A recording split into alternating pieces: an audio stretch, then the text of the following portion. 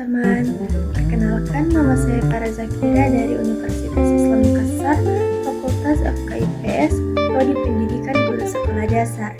Pada kesempatan kali ini saya akan membahas mengenai pendekatan penelitian tentang belajar pada mata kuliah Belajar dan Pembelajaran. Dosen pengampu Dr. Wahyul An-Nasir, SPD MPD. Latar belakang. Pendekatan pembelajaran mempunyai peranan penting dalam proses belajar mengajar. Di samping dapat menarik perhatian siswa, pendekatan pembelajaran juga dapat menyampaikan pesan yang ingin disampaikan dalam setiap mata pelajaran. Penerapan pendekatan pembelajaran di sekolah, guru dapat menciptakan suasana belajar yang menarik perhatian dengan memanfaatkan pendekatan pembelajaran yang kreatif, inovatif, dan variatif, sehingga pembelajaran dapat berlangsung dengan mengoptimalkan dan berorientasi pada prestasi belajar. Pembahasan A.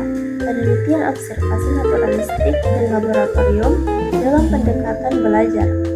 Dalam penelitian observasi naturalistik, penelitian tidak menggunakan contoh atas hal-hal yang diamati, sedangkan dalam penelitian eksperimen, peneliti menggunakan contoh atas apa yang diamati. Keuntungan eksperimen adalah dapat mengontrol situasi karenanya dapat memeriksa secara sistematis sejumlah kondisi yang berbeda efeknya terhadap belajar. Kelemahannya adalah laboratorium menciptakan artifisial yang sangat berbeda dengan situasi yang terjadi secara alamiah. Kenyataan ini menimbulkan pertanyaan bagaimana informasi yang diperoleh di laboratorium untuk dapat dihubungkan dengan situasi luar laboratorium. Beberapa kelompok peneliti berpendapat bahwa yang paling baik adalah mengombinasikan observasi naturalistik dengan eksperimen di laboratorium. Artinya observasi dilakukan pada langkah awal di lapangan, mengkajinya secara mendalam dan rinci di laboratorium. Selanjutnya, mengamati fenomena itu lagi di lapangan dengan pemahaman yang lebih detail yang diperoleh dari percobaan di laboratorium. Teori belajar yang pertama diawali dengan karya Edward Tondick yang berjudul Experimental Study of the Associative Process in Animals pada tahun 1898, dan ini merupakan tonggak sejarah tentang belajar. B. Metode penelitian pembelajaran. 1. Pendekatan penelitian. Peneliti harus dapat memilih dan menentukan metode yang tepat dan memungkinkan dilaksanakan guna mencapai tujuan penelitiannya. Karena itu, seorang peneliti perlu mengenal berbagai macam metode ilmiah dan karakteristiknya.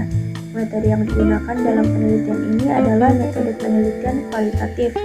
Penelitian kualitatif merupakan suatu pendekatan dalam melakukan penelitian yang berorientasi pada fenomena atau gejala yang bersifat alami. Karena orientasinya demikian, sifatnya mendasar dan naturalistik atau bersifat kealamian, serta tidak bisa dilakukan di laboratorium melainkan di lapangan. Oleh sebab itu, penelitian semacam ini sering disebut dengan naturalistic inquiry atau field study. Sebagai salah satu bagian penting dalam penelitian kualitatif, metode pengumpulan data memerlukan pembahasan yang menyeluruh. Adapun 3 metode pengumpulan data dalam penelitian kualitatif, yaitu wawancara, observasi, dan focus group. 2. Teknik pengumpulan data. Teknik pengumpulan data merupakan langkah yang paling utama dalam penelitian, karena tujuan utama dari penelitian adalah mendapatkan data. Tanpa mengetahui teknik pengumpulan data, maka peneliti tidak akan mendapatkan data yang memenuhi standar data yang telah ditetapkan. A. Wawancara. Wawancara adalah percakapan dengan maksud tertentu. Percakapan itu dilakukan oleh dua pihak yang mengajukan pertanyaan dan terwawancara, yang memberikan jawaban atas pertanyaan itu. B. Observasi. Observasi merupakan suatu proses yang kompleks, suatu proses yang tersusun dari berbagai proses biologis dan psikologis. Teknik pengumpulan data dengan observasi digunakan bila penelitian berkenaan dengan perilaku manusia. proses kerja, gejala-gejala alam, dan bila responden yang diamati tidak terlalu besar. C. Dokumentasi. Metode dokumentasi yaitu teknik pengumpulan data yang tidak langsung ditujukan pada subjek penelitian, tetapi melalui dokumen. Dokumen bisa berbentuk tulisan, gambar, atau karya-karya monumental dari seseorang. C. Objek penelitian tentang belajar. Terkait dengan belajar, peneliti itu sendiri menggunakan manusia dan non-manusia sebagai objek dalam penelitiannya. Apabila menggunakan subjek penelitian non-manusia seperti tikus, simpanse, burung dara, hal-hal yang perlu dicermati adalah bagaimana menganalisasikan proses belajar dari satu spesies ke spesies lainnya. Namun demikian, beberapa alasan para ahli penelitian menggunakan non-manusia.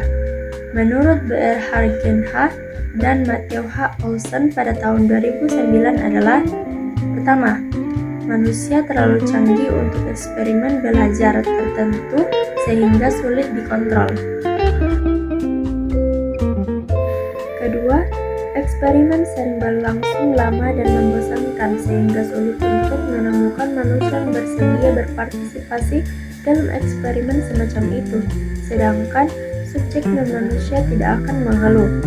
Ketiga, beberapa eksperimen didesain untuk menguji efek dari genetik terhadap kemampuan belajar. Keempat, berbagai teknik pembedahan dapat dipakai pada subjek non-manusia tetapi tidak dapat diterapkan pada manusia. D. Manfaat mengkaji proses belajar. Sebagian besar merupakan perilaku manusia terjadi karena proses belajar dan hanya sebagian kecil perubahan perilaku manusia karena insting dan kematangan.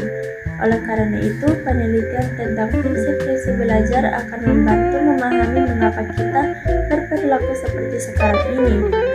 Pemahaman terhadap proses belajar akan menambah pengetahuan kita terhadap penyesuaian individu terhadap lingkungan, baik perubahan perilaku normal maupun perilaku yang menyimpang. Kesimpulan, pendekatan keterampilan proses dalam pembelajaran merupakan pendekatan yang memberikan solusi kepada siswa untuk terlibat secara aktif dan kreatif dalam proses memperoleh langkah-langkah. Penerapan pendekatan keterampilan meliputi mengobservasi atau pengamatan, menggolongkan, memprediksi, mengukur atau mengklasifikasikan, menyimpulkan, dan mengkomunikasikan.